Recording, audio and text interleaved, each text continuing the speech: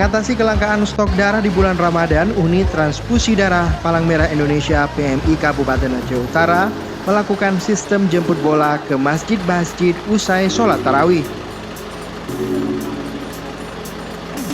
Seperti yang dilakukan di salah satu menasah di Desa Cor Seruni, Kecamatan Muara Batu, Kabupaten Aceh Utara. Banyak warga yang mengantre untuk bisa mendonorkan darahnya usai sholat tarawih.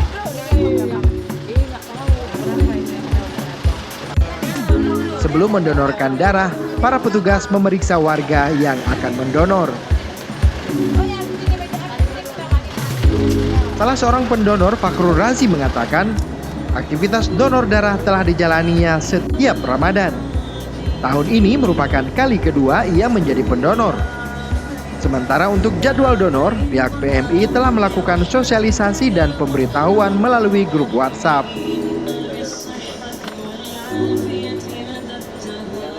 Alhamdulillah untuk sementara ini rutin karena kita ada diberitahukan melalui grup WA. Insya Allah ini Ramadan yang kedua untuk kita lakukan donor. Humas UTD PMI Kabupaten Aceh Utara, Fauzi Abu Bakar, mengatakan program Sawu Masjid ini dilakukan setiap tahun di bulan Ramadan untuk menjaring para pendonor sebagai upaya memenuhi stok darah di beberapa rumah sakit yang ada di Kabupaten Aceh Utara dan Kota Lok Sumawe. Saat ini stok darah di UTD hanya tersedia 44 kantong.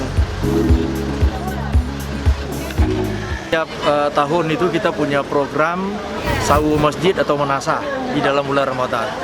Nah, kegiatan ini kita lakukan untuk mengantisipasi kelangkaan darah di unit transfusi darah. Seperti kita ketahui hari ini kita punya stok darah itu untuk golongan darah A itu kosong ya. Nah, kosong, B ada 8, O ada 19, kemudian AB ada 22. Jadi totalnya sekitar 44 kantong darah.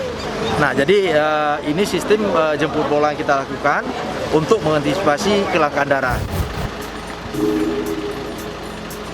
Sejak pandemi COVID-19, stok darah di PMI setempat turun hingga 80%. Sementara permintaan rumah sakit untuk kebutuhan darah terus meningkat.